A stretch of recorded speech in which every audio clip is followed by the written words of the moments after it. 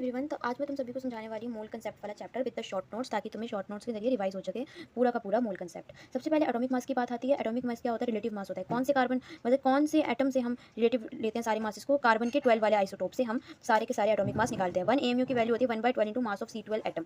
Atomic mass की value क्या होती है? मास ऑफ 1 एलिमेंट अपॉन में 1/12 इंटू मास ऑफ 1 एटम।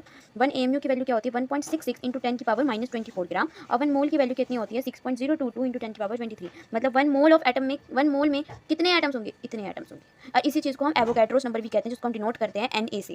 ठीक है, अब आता है आइसोटोप्स की बारी। आइसोटोप्स क्या होता है? डिफरेंट एटम्स होते हैं जिनके पास सेम एटॉमिक नंबर होता है पर डिफरेंट मास नंबर होता है। मतलब एटॉमिक नंबर तो सेम है पर मास नंबर जो क्या होगा वो हमारा डिफरेंट होगा। रिप्रेजेंटेशन हमें पता होगी कि यहाँ पे क्या आता है, हमारा एटॉमिक नंबर आता है। तो देखो हाइड्रोजन के तीनों आइसोटोप का जो एटॉमिक नंबर है वो सेम है, पर मास नंबर ये हमारा अलग है। मास नंबर को डिनोट करते हैं हम ए से, और जो उनका एटॉमिक नंबर होता है उसको हम डिनोट करते हैं जेड से। आइसोबार के अंदर क्या होता है? सेम एटॉमिक मास होता है। मास एटॉमिक मास जो होता है वो उनका सेम होता है। देखो आर्गन, पोटेशियम एंड कैल्शियम दोनों के जो है ना ये सेम है हमारे एटॉमिक मास, बट जो इनके एटॉमिक नंबर हैं वो डिफरेंट है। आइसोटोन्स क्या होते हैं? जिनके अंदर न्यूट्रॉन सेम होते हैं। न्यूट्रॉन सेम होते हैं। जब तुम इन दोनों के कार्बन के 14 वाले आइसोटोप और ऑक्सीजन के 16 वाले आइसोटोप को जो तुम देखोगे, मतलब तब तुम्हें पता चलेगा कि इन दोनों के जो न्यूट्रॉन्स आने वाले हैं वो सेम आने वाले हैं। अब आता है हमारा average atomic mass. Average atomic mass क्या होता है? जिसमें हम क्या करने वाले हैं, ये चीज़ मैंने यहाँ भी लिखी थी तो ये इधर है। एवरेज एटॉमिक मास का होता है किसी चीज़ का एवरेज लेना। अब 3 है, 4 है, 2 है, यहाँ पे 2 आइटम्स का मैंने समझाया है कैसे लोगे मास लोगे। पहले का अबंडेंट परसेंटेज कितना है M1 प्लस दूसरे का कितना है M2 और अपॉन में 100। ये क्वेश्चन में गिवन होता है लगभग। अब method of calculation of moles दिख रहा होगा कैसे हमें मोल की कैलकुलेट करनी है। मोल का होता है मास अपॉन वेट से भी आता है। मास वेट से नंबर ऑफ पार्टिकल्स निकालने भी कह सकते हैं हम। ठीक है, एक तरीका ये है मास वेट से कर लो, दूसरा नंबर ऑफ पार्टिकल से कर लो, तीसरा है कि उसके वॉल्यूम ऑफ गैस से कर लो। नंबर ऑफ मोल्स कैसे आएगा? Given mass by molar mass. ठीक है, ये तो सबको याद होता है, given mass by molar mass. ठीक है, उसके बाद नंबर ऑफ पार्टिकल्स कैसे आएगा? नंबर ऑफ पार्टिकल्स अपॉन में Na।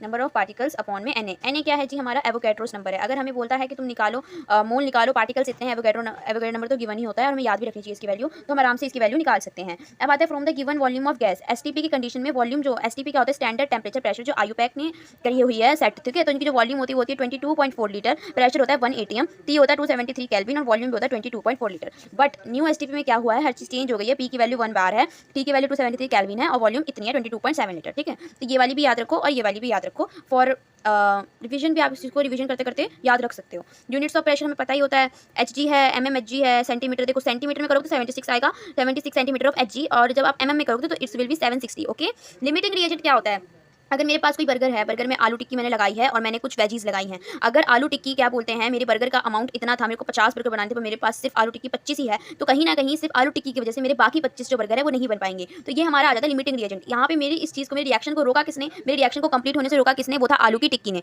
तो यहाँ पे लिमिटिंग रिएजेंट हमारा वो चीज़ हो जाएगी जिसने हमारी रिएक्शन को पूरे होने से रोका है। ठीक है, अब यहाँ पे A plus B plus C plus D वाला फॉर्मला है। यहाँ पे 10 मोल A के, B के 5 मोल, तो इनमें लिमिटिंग एजेंट कौन सा होगा? B 5 मोल। इसको एक तरीका भी होता है निकालने का, जब आप क्या करो ना, स्टोइशियोमेट्रिक कोएफिशिएंट से डिवाइड कर दो मोल्स को, जिसका जितना छोटा होगा नंबर वो उतना ही लिमिटिंग रिएजेंट होगा। अब आता है इंपेरिकल फॉर्मूला कैसे कैलकुलेट करोगे। पहले क्या करना है ना, सबसे पहला स्टेप है जो भी परसेंटेज हो ना उसको नॉर्मल फ्रैक्शन में कन्वर्ट कर लो। उसको नॉर्मल फ्रैक्शन में कन्वर्ट करने के बाद उसको डिवाइड, उसके जो उसके एटॉमिक मास होता है, उसका जो मॉलिक्यूलर मास होता है उससे डिवाइड कर दो। उसके बाद divide the number with smallest ratio. अब जो नंबर आए हैं ना निकल के, उसके स्मॉलेस्ट रेशो से उनको डिवाइड कर दो और फिर उनके बाद उनको सिंपल रेशो में कन्वर्ट कर दो। अगर कॉम्प्लेक्स रेशो में है तो सिंपल रेशो 1:2:1 में जो आने की कोशिश करना। ठीक है, एन की वैल्यू क्या होती है? एन आएगा हमारा, बहुत इंपॉर्टेंट है यहाँ पे, मॉलिक्यूलर मास अपॉन में इंपेरिकल मास। जैसे ये चीज़ आ जाएगी तो आप एन से इंटू करोगे तो आपका मॉलिक्यूलर फॉर्मूला भी आ जाएगा। कंबस्शन का फॉर्मूला देख लेते हैं, CxHy plus x plus y/4H2O2। ये हमारा स्टैंडर्ड फॉर्म होता है, ऐसे बैलेंस करने की रिएक्शंस आती है, तो इन्हें भी आप याद रखना।